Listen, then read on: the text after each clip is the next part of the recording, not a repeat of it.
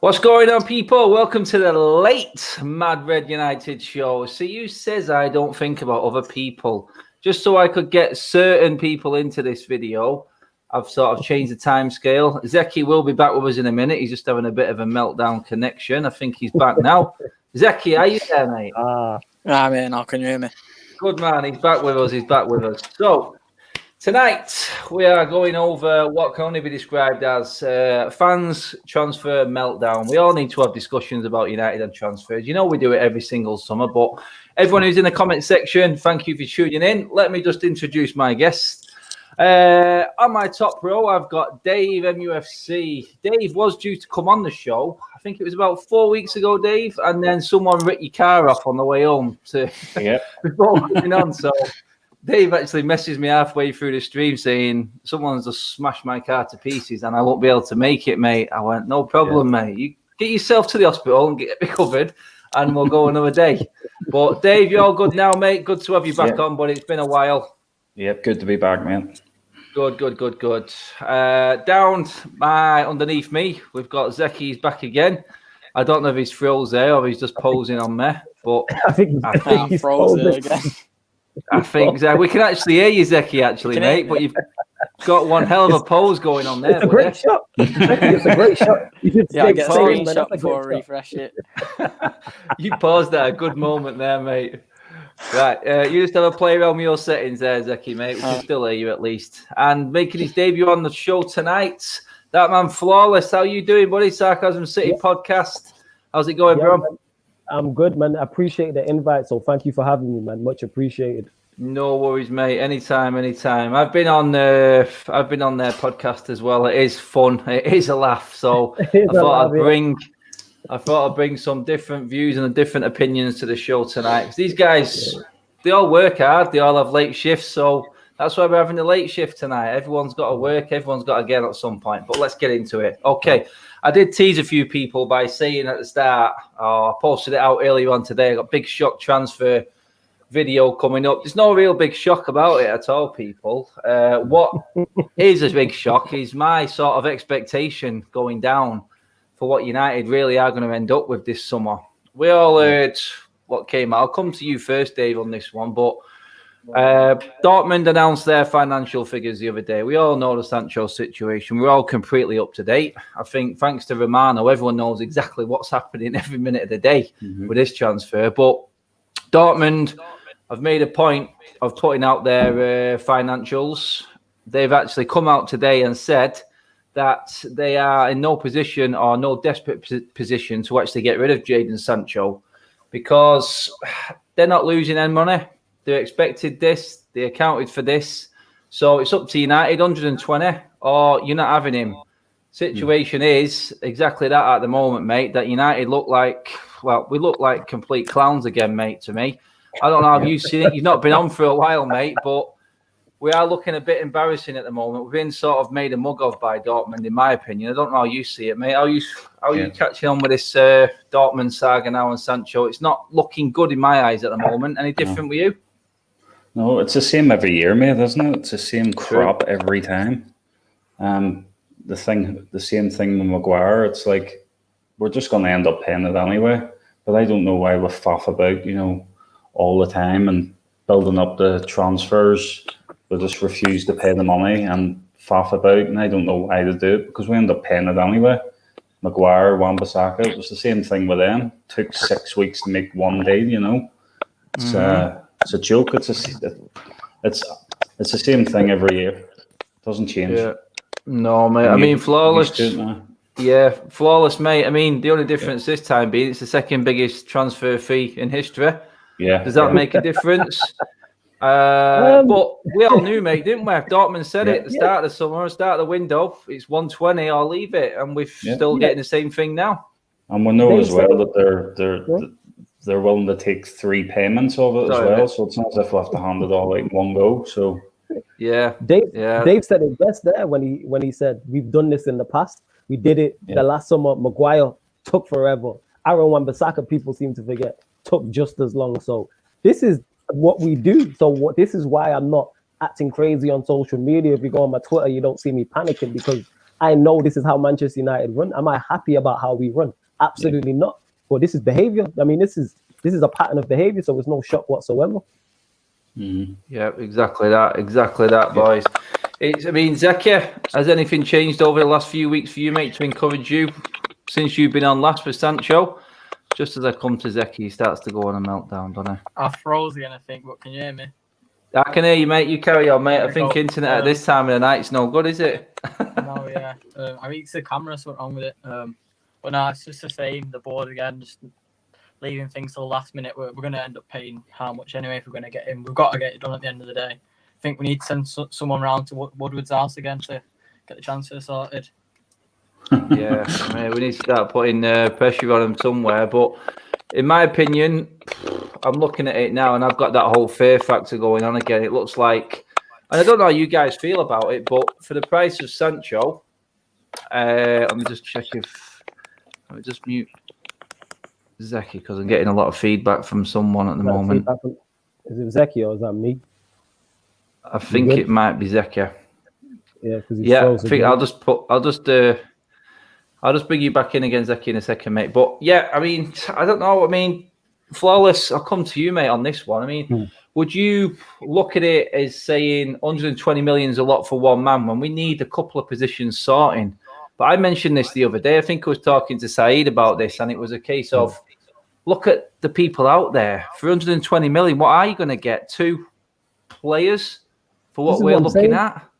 Yeah, like 120 million for a player of this caliber. It's not like this is some average player. Not only is Sancho talented, we don't have to worry about him settling in. Does he improve our squad? Yes. Does he improve our first 11? Yes. And it's not like he's 29, 30. Why is he 20 years old? So he could potentially be at Manchester United for the next 10, 15 years. So if we get Sancho anywhere near the level we expect him to be at, that's money well spent. To me, 120 million is not a lot. Plus, it's not like it's 120 million up front either. We're going to pay a fee and then it's going to be in installments. And to me, what happened to the transfer kitty? Obviously, I know lockdowns happen, Corona. That's made it smaller, but we should still be able. United, this team needs investment. We all know it. Whether we sign Sancho or not, this team needs at least probably 150 to 200 million spent on it. But if we sold players correctly, we should be able to do that to generate funds. Why can we not do that? Like, even if it's, say, for instance, it is 60, let's say it's 80 million up front for Sancho. Why can't with all the dead wood we have in our squad, why can't we not generate 30 to 40 to 50 million to help pay that? That's what I struggle to understand. Yeah, like it's scary, Dave, that the fact that we're looking at, we've just loaned out Chong, so there's one squad player gone. Smalling's rumoured to be going to one of the Italian clubs. So you're going to get money there. I mean, there's plenty of other players who we can release, who we can sell. We've just saved a massive chunk of cash on Sanchez. Is exactly that. I mean, the players there to sell, mate, in this squad, the players we all want out of the squad, but where's that money going to go, Dave? That's the worry, mate. That's what every United fan fears, pal. Well, I agreed with you on Monday when you were talking to Saeed about, he was saying about different transfers and what player is cheap for Man United. You know, you go for players and it's going to be 50, 60, 70 million. Like Grealish, they're going to want 70, 80. You know, every transfer we're going to get our hands tied behind our back to do it. It's going to be dear no matter who we get. And I see we're interested now in some Bournemouth players. Yes. We'll get into Mr. Brooks in a minute. But Mr. Brooks is coming up. Yeah, I mean, Zeki, you've actually got a bit of a look of Dave Brooks yourself there, mate. Actually, I will say that. Quite a young-looking lad. I mean, Sancho, we all know we want. That's the dream move. That's the sort of player that we should be going for, Zeki, mate, really. We all know it. We need to close that gap on City and Liverpool. Does Brooks do that? We shouldn't. To be honest, we shouldn't be looking at anyone else apart from Sancho. That was our target at the start, and just because Dortmund aren't willing to give him to us, then we shouldn't just leave it at that. We're Manchester United at the end of the day. Players should want to come to us. I mean, it just shows the difference in the club now. Players were begging to get into the club now. We're begging them to come to the club, and we've just got. We're not. I won't take anything else apart from Sancho at the moment. I've got my eyes on Sancho, and I think we need to get that done. Yeah. Now you've got a better stream going there, Zeki, mate. I mean, how confident are you that Sancho is actually going to happen now? Because it's not looking like Dortmund are going to budge. We knew they weren't going to budge. United and Ed Woodward went in with the big one, thinking that we could do this and swing this deal our way. But Dortmund have stood firm all the way through, even with Corona and the financials not being as good. They're still standing firm, mate. So are you any less confident when we spoke last? I know you was confident last time we spoke, mate. Yeah. No, not really. Just don't seem like anything's happening, to be honest. Your tone of voice said it all there, my friend. It really did. Nothing's happening. Same old. What happened? Maguire was towards the end of last year, the transfer window. They were just all the signings towards the end, just wasting time. Whereas if we get them in now, they'll have pre-season to get used to the lads, and then we'll have the season to go, and we'll start quick. As you said, we might have Arsenal at home first game of the season. We won't have, if we're getting Sancho in or bigger names than Sancho, we need him ready for the first game and playing with the boys. Yeah, and that's Dave. Dave. That's spot on that. It definitely, mate. Totally agree. I mean, Dave, it's less than I think it's around about 3 weeks till the start of the season, mate. So what Zeki's saying there is pretty much bang on, because how are we going to integrate any new players? We can't afford to get a slow start again next season, because I know, and anyone who came up against my tweet earlier on saying that United are going to be granted extra time, I said, I don't want the extra time, because by the time we do start, we're going to be miles behind. And then where's the players' heads at? The pressure's on straight away then, because we're playing catch-up as soon as we start the season. If we get I understand the rest and we played longer, and if they do give us a bit of grace period, I don't know how long that would be. 2 weeks? Oh, yeah. But how many games have the other teams played in that time? And as soon as we start, we are behind instantly, mate. Could be 3-6 points. And then we know what this team is like when we're trying to catch up. The mentality is a massive issue. We've seen it. It took us all of the season to get into the top 4. It took us till game 37. So I don't want a stressful season. We should be looking at it now and going, right, we need to build on finishing third. How can we close the gap? I don't think we're going to get any sort of time. And that's the thing, Sancho, is that's what I don't know if Woodward or the board don't realize, is not only does Sancho improve the team, he lifts the spirits of the team and all fans. Like if we start, imagine just like in fantasy world, tomorrow we all wake up and the Sancho deal's done. How crazy Twitter's gonna go, like, because he's came in, because we know how much of a talent he can be. It's like, just pay the money, let's get on with it, because there's other players to get. Like Thomas, we need a defensive midfielder. To me, Thomas Partey's the answer. I'm big on Thomas Partey. He's supposed to be a release clause. Of like 50 million. Go and sign him. Yeah. Go and sign him. Like, to me, it's obvious. Go on, Zeki. It's obvious to me. Go and sign him. Yeah, you got to get Partey, man. You got to get someone in anyway for Matic. Obviously, he's looking good still at the moment, but how long is he going to last us? And just not just Matic. I reckon we were talking about last time I was on, do we need another defender? And I think the game against Sevilla showed that defender. I mean, I want to know what you think, Adam. What do you think about captain at the moment? I'm really not confident in Maguire. Bruno should go. I think Bruno's got to be captain at the moment. Yeah. Who shouted at Lindelof after that goal? It was Bruno, not Maguire. There's so many little subplots going on there. It's interesting you say that there, mate, because this all comes down to Ole, I think. Pitmick, quality name, by the way, mate. Thanks for the super chat, buddy. But he says it there. Knowledgeable is the key word that I picked out of that super chat there. Knowledgeable. I knows what he is doing in the football circles. So you touched on the captaincy there. I mean, I've got no problem personally with Harry Maguire and the way he plays. I think he is a good defender. He does need a partner. Our issue has been partnership-wise. In terms of leadership, I think that builds and that comes from Solskjær.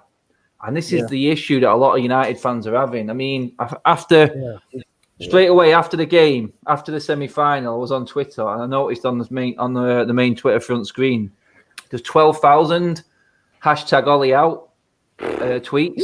12,000 straight after the game. I mean, it's a bit. He's done his job, hasn't he? He's done his job, but one game can change a lot, and it can change a lot in how we actually came out of that, because mentality is my biggest word. Everyone knows about it. It's mentality. Zeki touched on captaincy there. We've seen what Bruno was saying and what he was doing to Lindelof. That's the expectation of a winner. Yeah. We haven't got any of them in our team. We've got none. We've got none of them in our team. Bruno would be a good shout.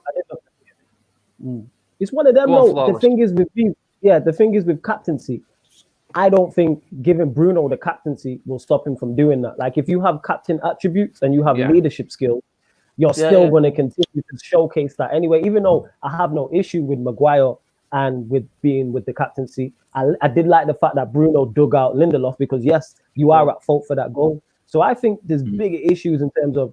I don't even think it's a mentality problem with the Manchester United players so much. I just think it's a lack of quality. Someone said it there. Like I think Maguire's good enough, but I think overall, like the players ain't like your Lindelof is not good enough to be starting. Williams, Shaw, whichever left back you want to pick. I think we need a left back. Matic to be playing week in, week out, I don't think is good enough.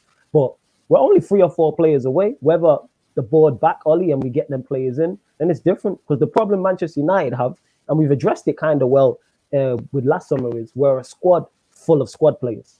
I don't mind Lindelof being a backup or Shaw or Williams being a backup. But it's when they're playing week in, week out, you see the deficiencies in these players.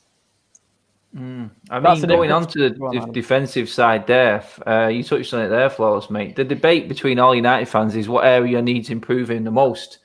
Now, you could look at that last game, the semi-final against Seville, and go, well, we looked creating-wise, this has normally been the problem, but we create chances, and our strikers let us down. If the strikers did their job, we might not have been talking about how bad the defence was, but when we've needed the defence recently in games where they've not had a lot to do, they've ultimately let us down. And Lindelof, Wan-Bissaka has been, and you know what? Without Shaw there, we have looked a little bit toothless in that defence. But you touched on it there. Yeah. Shaw, exactly. Shaw's come out the field. Yeah, Rashford's one got downhill since Shaw's went out as well. Here's the thing, though, and that goes to show how bad we are, that we're relying on a player who is not good enough.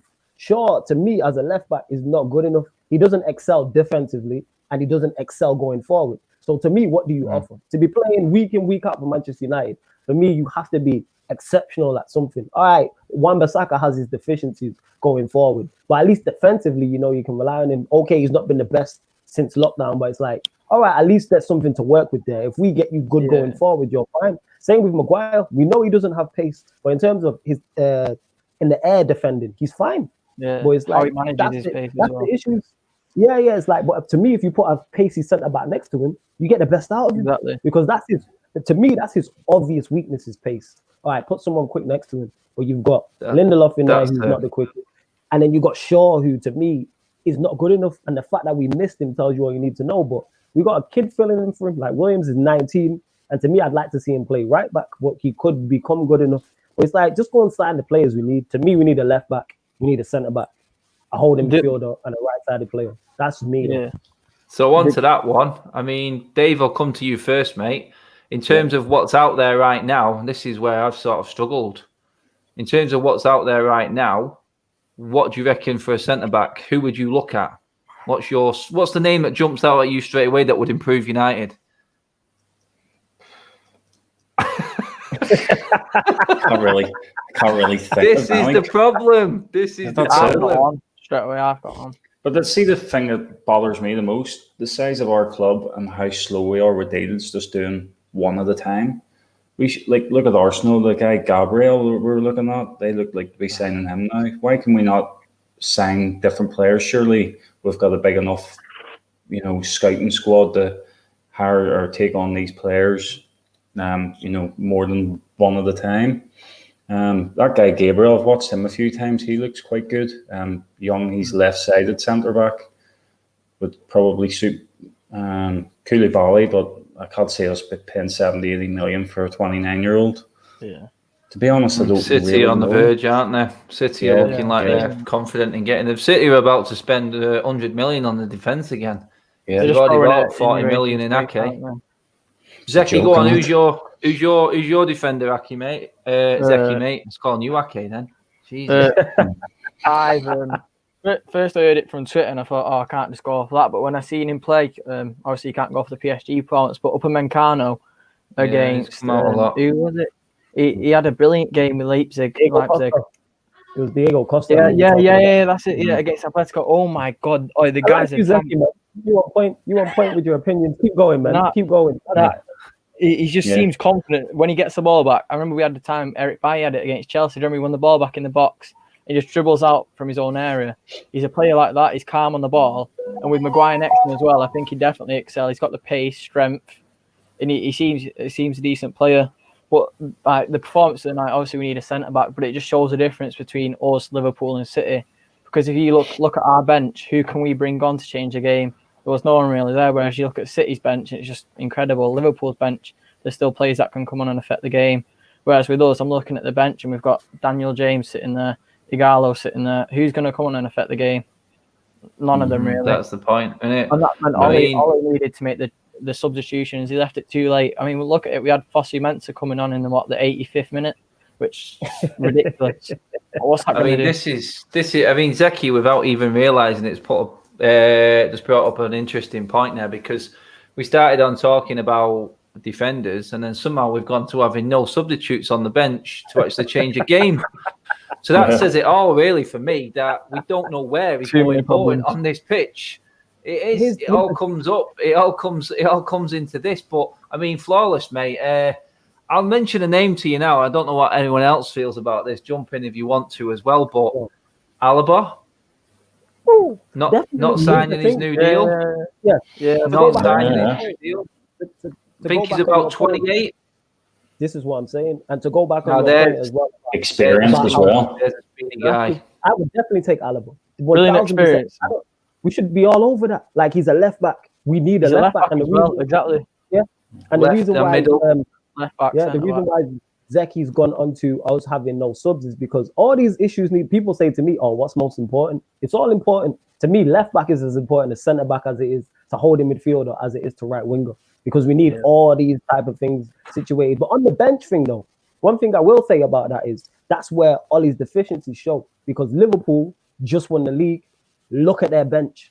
There wasn't one player any of us. Tell me, Shaqiri, Origi, Milner. Who else they got on their bench? Their bench is not good, but he gets the most out of his squad. And that's one of Ole's deficiencies. And that's why I'm not a fan of his. Yes, of course, we need better players off the bench. But no team, City are the closest, have 11 world-class players and then have world-class players on the bench. No, you have to get the best out of your squad players.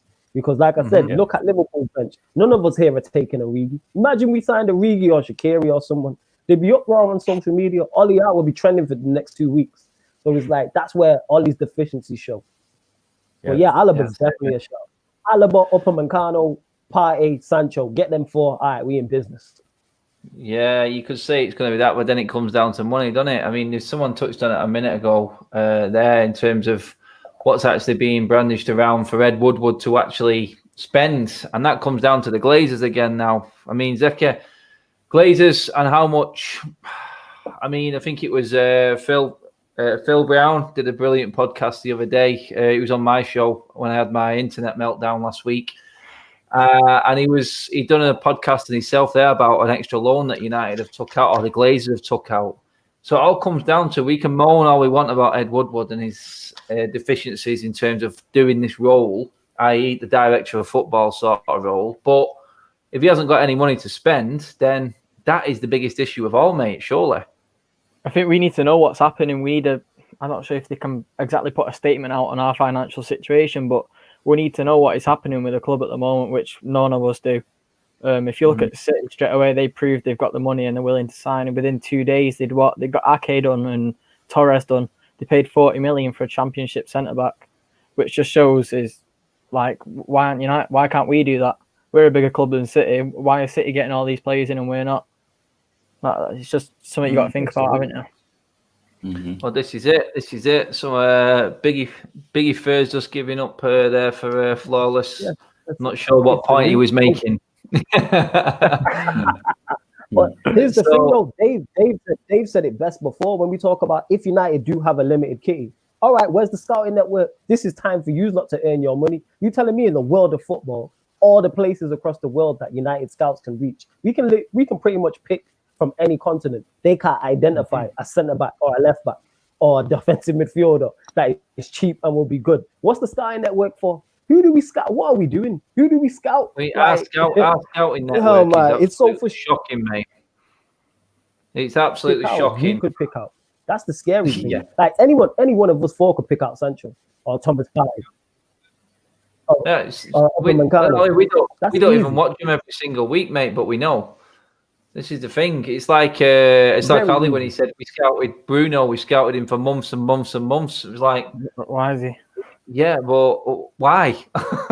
we all knew. We didn't just scout him for a couple of months and buy him in the summer when we really needed him.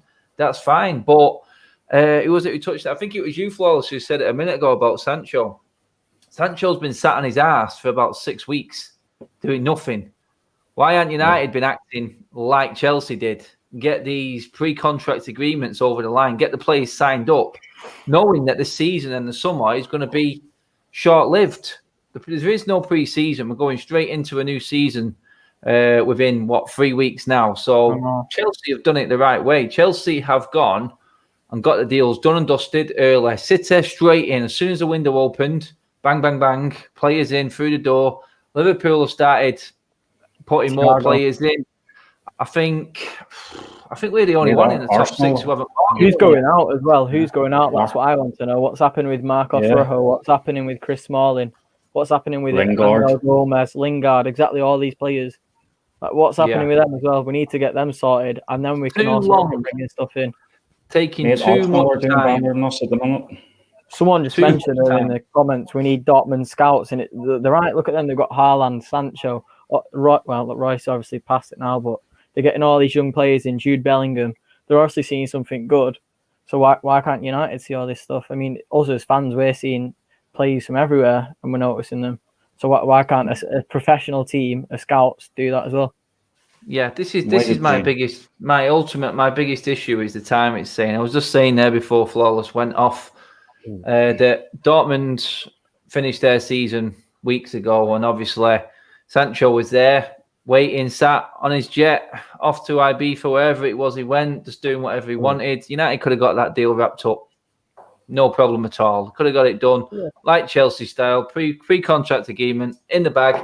Then when the start of the season comes around, we're not scrapping around. But United are just going to cling on to this October deadline, mate. And that's my ultimate fear, because we could be miles behind straight away by the time that finishes. And then it always seems to me when you do wait till the end of the deadline, like it's like a desperation signing. That's what it feels like. Exactly. It feels like you've not done your job and you're just trying to cling on to anything. I'm not slagging Ighalo off, but that for me was a signing that they just made because they needed a striker. It's like, who's available? Who will come and play for United? I can relate because I'm in school. It's like when you leave homework till the last day and you're just doing it, you're rushing it on the way to school.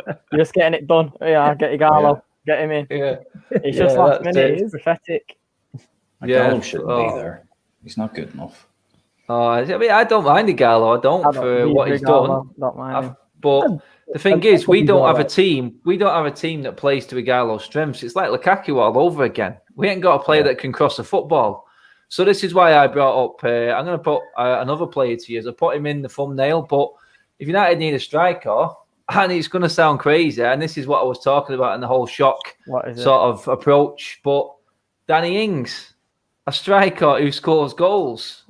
But that's the striker that people are going out. People are saying, let's get a striker in. Let's buy a striker who scores goals. And Harry Kane.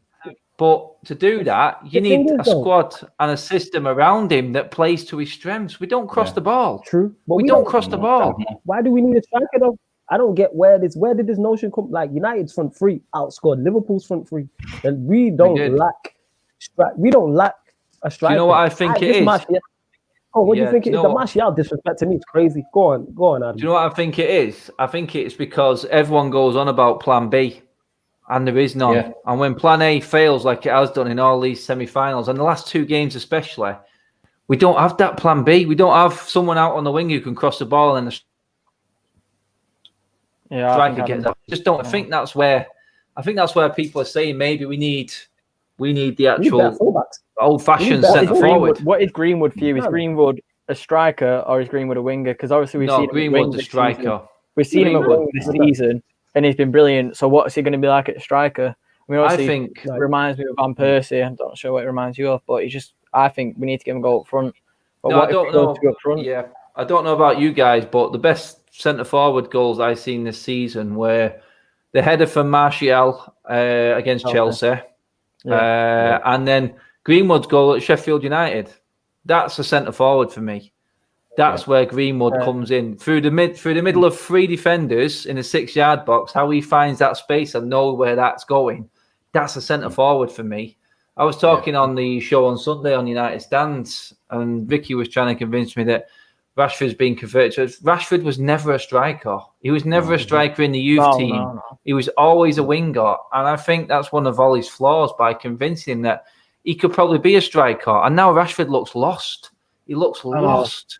I'm absolutely gutted that he's gone the way he has, but that's how it looks to me. I mean, Flawless, in terms of wingers, mate, what is a winger these days? Who is going to put that ball in the box? Is someone like Adama Traore an option for us? I would definitely take Adama Traore. Yeah, so he doesn't even start. I mean, look at Jimenez. Look at the assist for Jimenez. Here's the thing. That's my issue. We're talking about crossing the ball and that. Our wingers haven't been an issue. Rashford's goal and assist output's been fine. So has Greenwood's as well. The issue is the fact that our fullbacks don't offer anything. Wan-Bissaka, we know he has his deficiencies. Neither Williams or Shaw are that good either. So it's kind of like, is what it is. It's not what the manager true. Like Biggie said, like I've said that. If you look at Liverpool's bench, we wouldn't swap. As bad as our bench is, none of us here, I'm guessing, would swap our bench to Liverpool's bench. They don't have a one matter. They don't have an Igalo, that type of thing. Greenwood will stay probably for his whole career. United, that's stupid. Yeah, United scoring goals is not an issue. And the Martial, considering Martial finished what it was, I think it was 20. Was it like 23 goals and like however many assists? Like, and he missed like 2 more. This one, and bear in mind, people got short memories. He wasn't playing with Bruno. He was playing behind the out of form Lingard, Pereira, who's just the worst of the worst. Dan James, who is just out of his depth at the minute. So it's kind of like, and he still managed to get goals. It's not as if he's don't need a striker. Yeah, we've not seen Martial yet.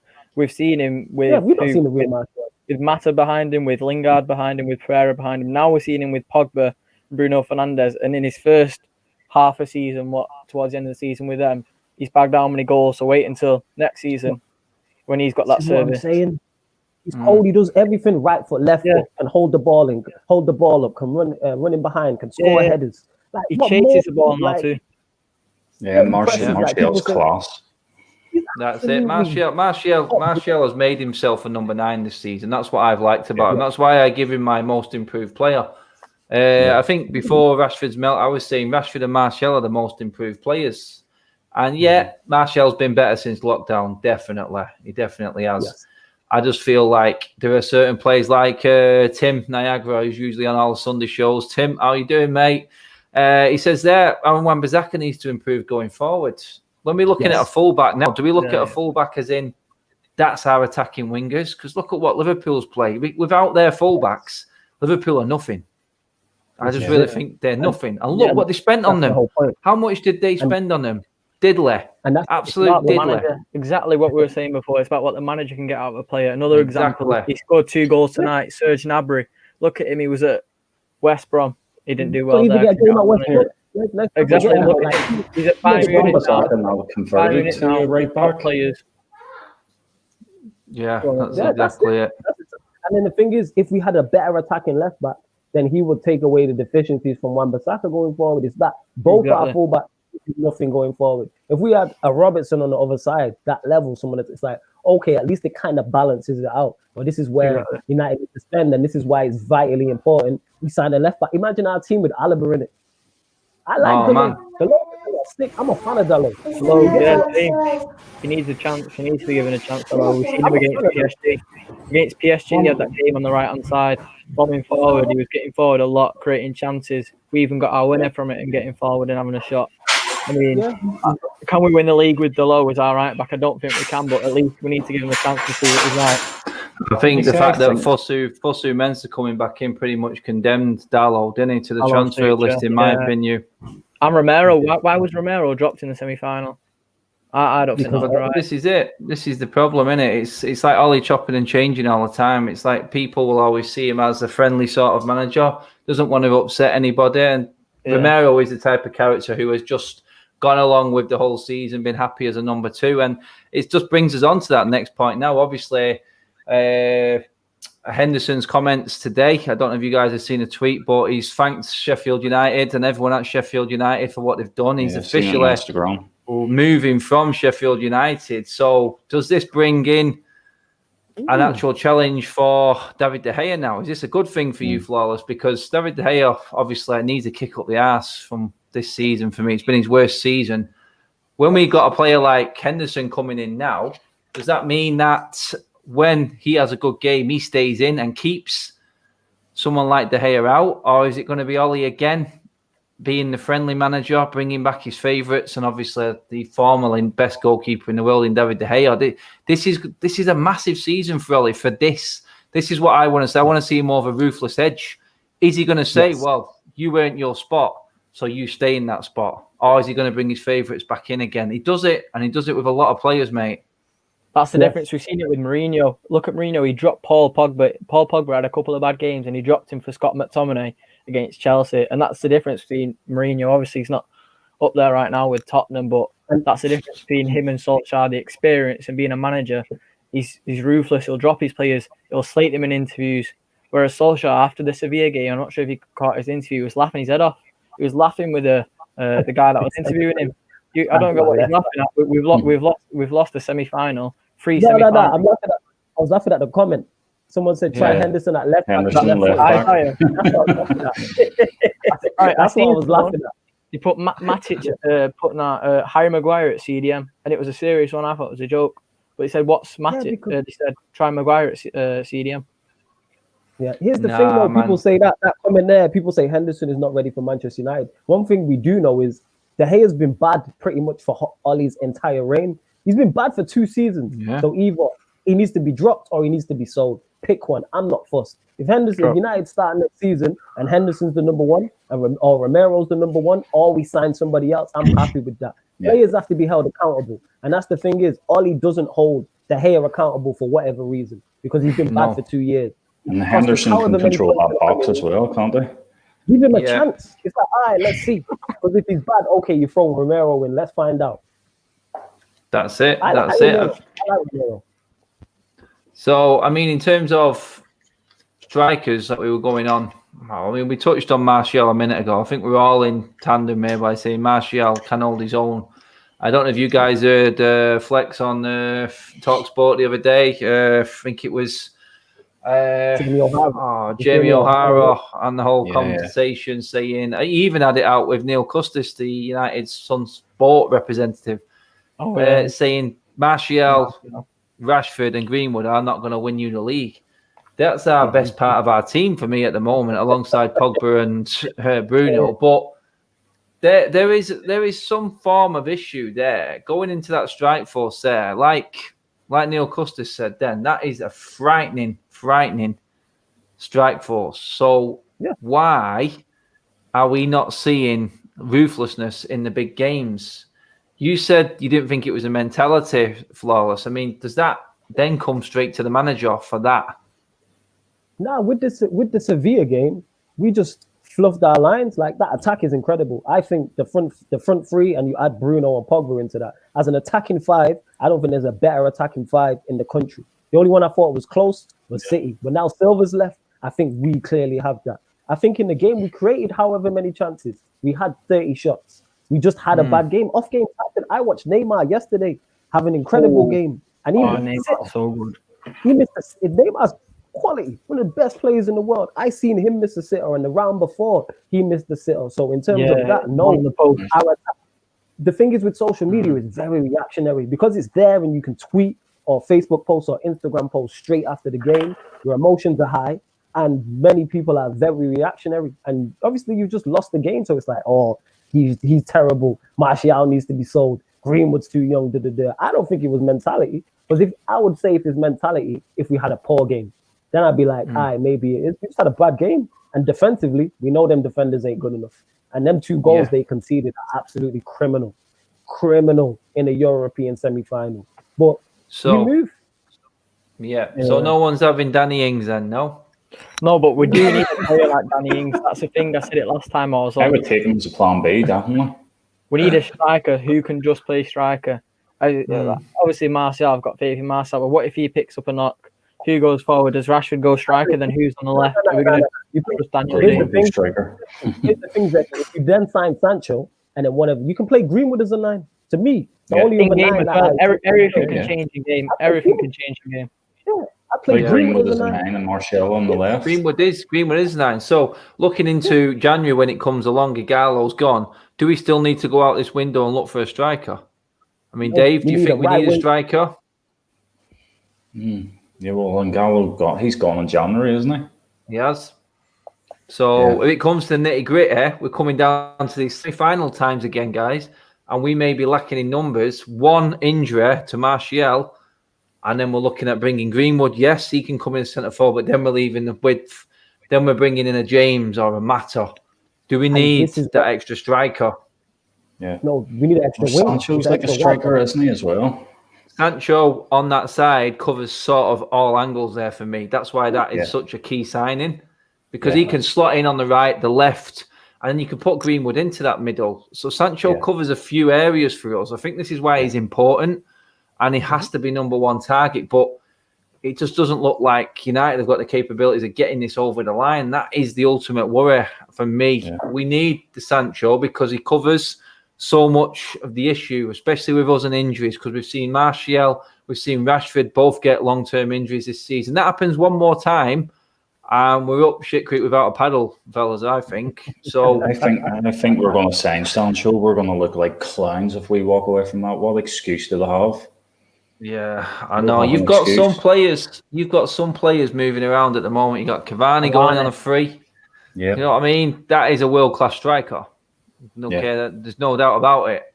Yeah, he's getting to the end of his career, but he's free. He is free, but the issue we would have with the Cavani is he's not going to want to come here and play backup. That's why Igalo's fine. Yeah. That's why if we do sign Sancho, Greenwood's the backup. The issue is because our squad is thin and Greenwood happens to be our best right-sided player.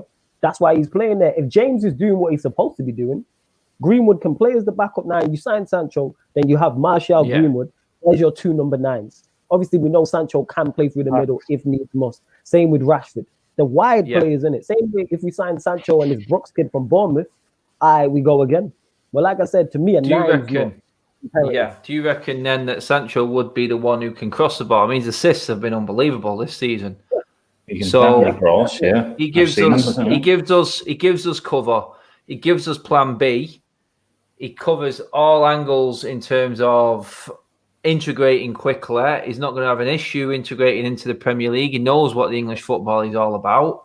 He's friends with a lot of the players in the squad.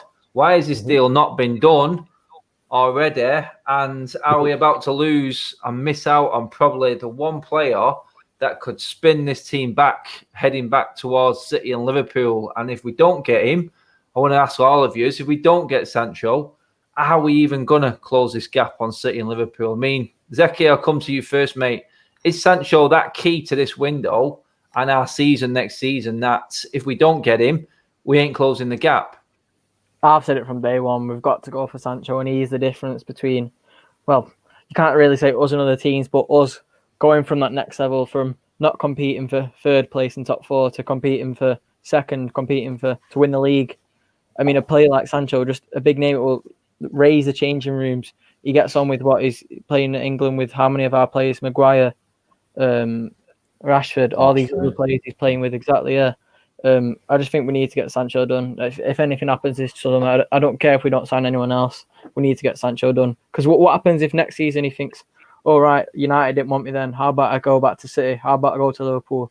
Because I can't see him going to anyone else. I don't think they'll sell him to Bayern. I don't think there's much chance for him in Spain. That over there seems finished Barca and Real. So I just think England's the only option for him, and to not pick him up while we can is stupid, horrendous. Yeah, I mean, Flawless, is it that key, mate? I think Zeki pretty much covered all angles there, mate. Oh, yeah, absolutely. Sancho is absolutely key. Firstly, because I've convinced myself this is going to happen. So it really I think we all did. Yeah, I think we all did, mate. There's fans with Sancho on the back of the shirt. Yeah, I'm thoroughly on the Sancho bandwagon. Like, to me, this is happening because to me, it's the perfect signing for everyone. It works for him. It works for us. Like, we could have him for the next 10 years. Like you already touched on, he's already friends with players in the squad. The right-hand side, it needs him. He plays on the right-hand side. The number 7 shirt is there waiting for him. But if worst case scenario, we didn't sign him, if we improved in other areas, then I'd be okay with it. I'm all about improvement. So whether it's, we say, for instance, we sign Sancho and a holding midfielder, would I be extremely happy with that? No, but I'd be happy because I'm like, all right, we're going along the right lines. Same way if we didn't sign Sancho and we signed a left back and a centre back. All right, we're improving. Because the thing is with me, if we don't get Sancho now, I think we're not going to sign him. Because if he has another season like this season just gone, his price is going to skyrocket and other teams are going to be able to come into play. To me, he screams Real Madrid or Barcelona. A marquee signing screams one of those two teams. And I've said this before, at this moment in time, if you look in the Premier League, what first 11 does Sancho not improve? To me, he improves every first 11 in the country, even Liverpool, because then you could push Salah as a false 9 and play Firmino in the 10 and have Sancho out that side. City the same, obviously. Yeah, even City the same. I throw City in there. To me, he improves every first 11. We know Real Madrid and Barcelona have their issues. Maybe not Bayern Munich, but it's like that's how good he is. And his ceiling's through the roof. He's only 20. The ceiling is through the roof. So if we don't sign him, worst case scenario, improve in other areas. I want United to sign 4 players. If we get 2 out of them 4, I'll be happy. It's ridiculous, mate, because you touched on it there. I mean, Dave Flawless was touching on it there. How he fits in the squad, like I said, and what Zeki said there, covers so many issues for us. But how this deal hasn't been made simply because of the financial bonus that we get from signing the guy. Sancho number 7 shirts, the whole thing, the sell-on, the resell-on factor, that everything, every single box is ticked. Yeah. Do you know what I mean? So he is key to everything going forward for this club, and for us to not have this deal done now scares the piss out of me, man. I'm not gonna lie, it really does, because I'm starting to worry now. I really am. The reality is starting to kick in again that United are up to their old tricks, and this could be the biggest, as big as not getting the likes of Shearer in. That's how big I think this deal could be. Missing out on a player that would have won you trophy after trophy. This is what this kid is for me. This is what he does. He ticks every single box, but he takes us to another level. And I mean, I can't see how and why we wouldn't have gone all out and got this deal done early. Even when the German league finished, Dave, we should have been getting this deal done and dusted, mate. Yeah. I think United would get their money back the first week with merchandise alone. Yeah. It's just did like Zlatan, yeah. Yeah. Just the number 7 shirt that will just go out like no tomorrow, I think. Yeah, I'm on the same. I still think we're going to sign him. I just think we're going to fart about for maybe another week or 2, maybe longer. This could go right down to October. But the quicker we do it, then we can move on to getting rid of some players and bringing in other players that we need. Because we need, like Flawless said there, we need 4 players at least. That's it, innit? We know. I feel like and I do hope Sancho comes in. If Sancho comes in, then I don't think we're going to get anyone else. But I'd take that. I would take that. I know we need more, and I'm not kidding myself, but I'm looking at what we need more in terms of players. There's no one else out there for me at the moment. I would go with what Flawless said in terms of that buyout for Thomas Partey. You cannot ignore that. That is ridiculous. No. That's ridiculous for a player in a position we need as well, because we need cover. That is one I would look at. Cover Modric's position, isn't it? He's a CDM, isn't he? Well, it all comes back down again to Flawless. What you said, mate. What can we sell to make these other deals happen? If we've got a budget of 120. Then there's surely players in this team we can sell to make this other. This is what Liverpool did with Coutinho. Liverpool spent a lot of money, but they generated that money in player sales. So you can't really fault them, as much as I don't like praising them. They spent what they sold. It went straight back into the team and they made it work. This is what we need to be doing. And there's players there for me that can go. We can generate enough to get a Partey as well as a Sancho, in my opinion, Flawless. We can generate a 50 million. Like, if Smalling, say, goes for 25, obviously Sancho's money being off the books, there's more deadwood, your Joneses, your Rojo's, if Dalot's going. Who else we got? See, I just named four. I think you get 20 million for Lingard as well, but I don't think we're going to sell him. If Lingard does go, it's like Pereira, somebody will take him. If you sell a Wamata, we can generate the money.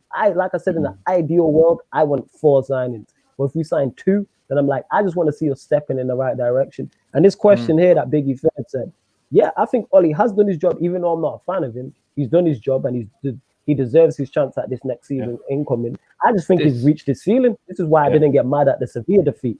I think this is as good as he is. He's not going to win as a major trophy. This brings us straight on to the final bit right now, because I spoke with Phil Brown. He was on my show last week. This is his 4th window now. So when he takes this team on into the start of this new season and says he's happy with his squad, he's going to say it. This is when Ole gets judged. This is the biggest season for me. This season, he's done his job. I 100% agree. I said at the start of the season, just get us back in the Champions League, and then let's see if we can move on. This is the next step. Can Ole make the next step? That's my question. Flawless, you pretty much answered it then, mate. I don't think you see him going any further than what he is now capability-wise. I don't think Dave, so. This is the ceiling. Yeah. Dave, can you see Ole taking United to the next level? And that next level, mate, for me, I'm not being over the top in when I say this either, but I expect a trophy next season, and I expect to be within single figures of City and Liverpool in terms of points. We're not going to win the league. I know we're not there yet. I'm not stupid, but that's what I expect this season. We have to show improvement. That gap has to be single figures, and we have to be winning another trophy, whether it's the FA or something. We have to be taking silverware. That's my minimum goal for next season, mate. Yeah, you took the words out of my mouth. I would expect single digits with City and Liverpool.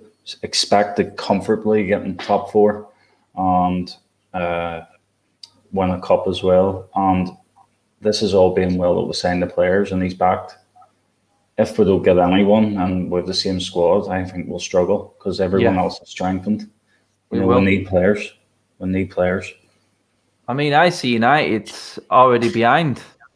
I know we've only just finished and it's been a different season for us, but I see United already behind in what's happening so far. Yeah. And like I said, even if the Premier League give us a little bit of respite and we started 2 weeks later, I think that could hamper us even more, because then straight away you're playing catch up instantly. Depends on how the results go, though. Because obviously, if you in an ideal world you don't, but say for instance we're 2 weeks behind and our top 4 rivals, I get 1 point from 9. It's like, all right, maybe that's incentive. But I get what you're saying, though. I understand what you're saying. It's one of those. It's a catch-22. That's it. Yeah, it is indeed. I mean, looking at the teams, what's improved already? I mean, before we finish up, Dave, who scares you the most? Forget City, forget Liverpool. Who's the team that are challenging us next season, mate? Chelsea. I knew you were going to say that. Chelsea do look like they've bought well, don't they? But if they get Havertz as well, my God, what a player he is as well. Saying that though, mate, they've still not addressed their major issue. Flawless. Chelsea's midfield, Chelsea's defense, mate. It's worse than ours, I think. I've said this, like Chelsea and United. Chelsea have the same issues we do. Chelsea need a left back. United need a left back. Yeah, this is what I'm saying. They need a centre back. You could argue too. We definitely need a centre back. Our goalkeeper, shaky. They need a goalkeeper. So we're literally we're both in the same boat type of thing. But yeah, Chelsea are the closest to us, and they scare me with the way they've gone to strengthen. And I think they will sign a left back. They're looking at Chilwell, and they will sign a centre back and probably a goalkeeper. And we need to follow suit. Yeah, and let's not forget, Chelsea finished the season the same points as us, and they've already improved their team by looking. They've bought the best of German. It's intent. That's what you like. As a Chelsea fan, you're like, all right, even if these signings don't work out, the intent is to close the gap on Manchester City and Liverpool. Let's go again. And I think that's, as United fans, even though we all disagree on things, that's one thing we want, like improve the team. Yeah. 100%. Exactly that. Right, boys, that's flown by. I can't believe how quickly that went. For a late night show, for everyone who's come on, we had quite a few people in there with us as well live. Thanks for everyone in the comments section, all the super chats. Thanks for Glory Man United, who's moderated again for us tonight. Top job, mate. I don't know where Zeki went. Zeki's done one. He's playing football before. I think he's gone to ice his legs or something like that. But don't know what. But he's disappeared. But Zeki, I know you're watching, mate. Cheers for coming on again, mate. Flawless, I'll just come to you first, mate. Give the people a shout out to your socials, buddy, so they know where to get you. Yeah, so people, you can find me. I love that Manchester United Avengers. I love how that's catching on, innit? Avengers out here. That vibe's different. Well, yeah, wait, can we go? There we go. Twitter and Instagram, that's me, Flawless. And then you can catch me on the Sarcasm City podcast. That's every Sunday, 7 p.m. That's a non-footballing podcast, though. So we just talk current affairs, etc. And From a Third Eye View, which is a radio show on Pi Radio. Adam Matic there, he's been on before as well. And that's a Premier League show every Monday, 7 p.m. till 9 p.m. So we go live on the Pi Radio YouTube and also DAB Radio as well. So retune your radio. But yeah, follow me up. Yeah, do check it out, people. It is a good show as well. Like you said, I have been on there myself. It is fun. It is a good laugh as well. Plenty of people on. Good topics as well. Dave, just give the people a shout out to you, mate. I know we want to see you in all your social media, jacuzzi pictures and all that, pal. My Instagram's DaveJ88. Twitter's Dave_MUFC on the screen there. Yeah, do check them out, people. That's what this channel is all about, bringing all United fans together. So do, like I said, and boys will communicate with you as well. We're all part of the same community. We all want the same thing for United, which is the best. Everyone take it easy. We have got more coming up over the weekend. There's a lot going on, as always, and I'm just hoping I've got some better news to talk about, and we might even have an inkling of a signing. Hopefully. Everybody, subscribe, share, and do give the video a like as well, people. It will be live on YouTube soon as well. Take it easy. See you soon. Bye-bye. Cheers.